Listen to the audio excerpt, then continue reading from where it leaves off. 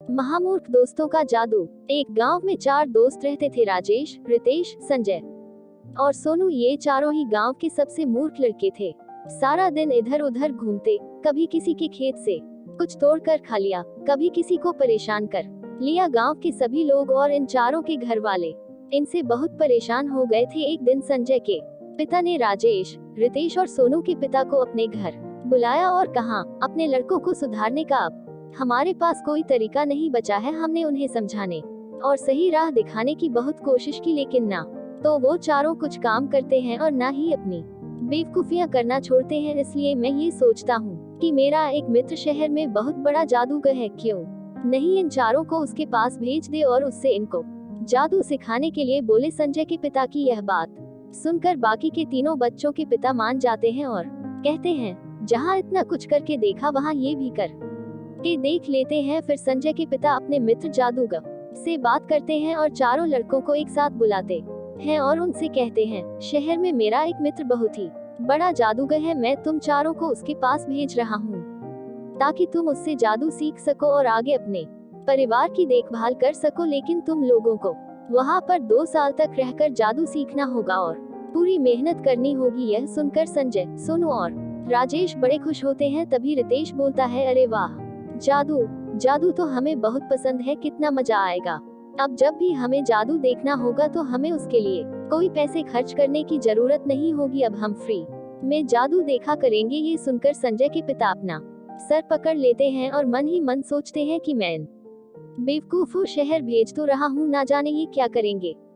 दूसरे दिन सुबह उन चारों को शहर की गाड़ी में बैठा दिया जाता है और वह चारों जादू सीखने पहुँच जाते हैं।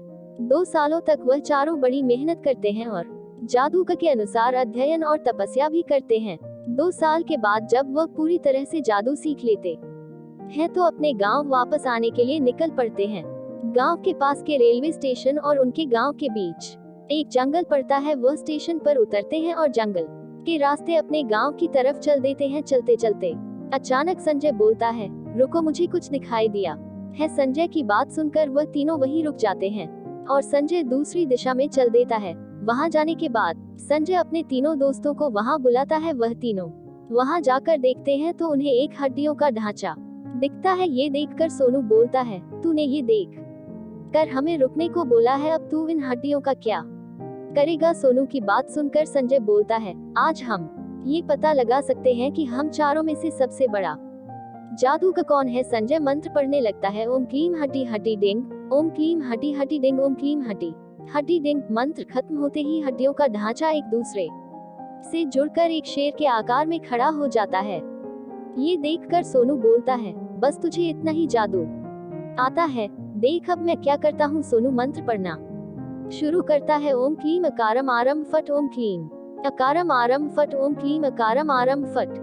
मंत्र खत्म होते ही उस शेर की हड्डी के ढांचे के ऊपर मांस से एक आकार आ जाता है। ये देखकर राजेश बोलता है, तुम दोनों को सिर्फ इतना ही आता है, अब मैं दिखाता हूँ कि मैं तुमसे भी बड़ा जादूगर हूँ। राजेश मंत्र पढ़ना शुरू करता है, ओम चर्म गर्म भट स्वाहा, ओम चर्म गर्म भट स्वाहा, ओम चर्म गर्म भट स्वाहा। राजेश का मंत्र खत्म होते होते उस शेर के मांस के ऊपर शेर की खाल और उसके बाल आ जाते हैं। अब शेर पूरी तरीके से आकार ले चुका होता है।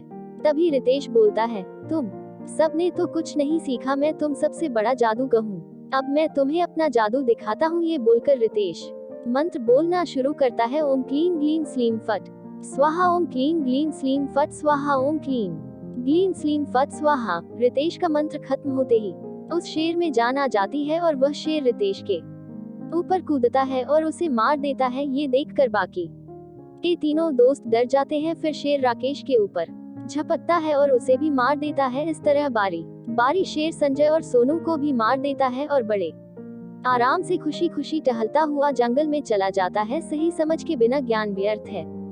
दोस्तों, जब तक हमें किसी भी कार्य को करने की सही समझ नहीं होगी तब तक ऐसा ज्ञान हमारे लिए व्यर्थ है। जिस तरह इस कहानी में चारों लड़कों में ज्ञान तो था लेकिन समझ बिल्कुल नहीं थी और उसी कारण चारों को अपनी जान भी गंवानी पड़ी।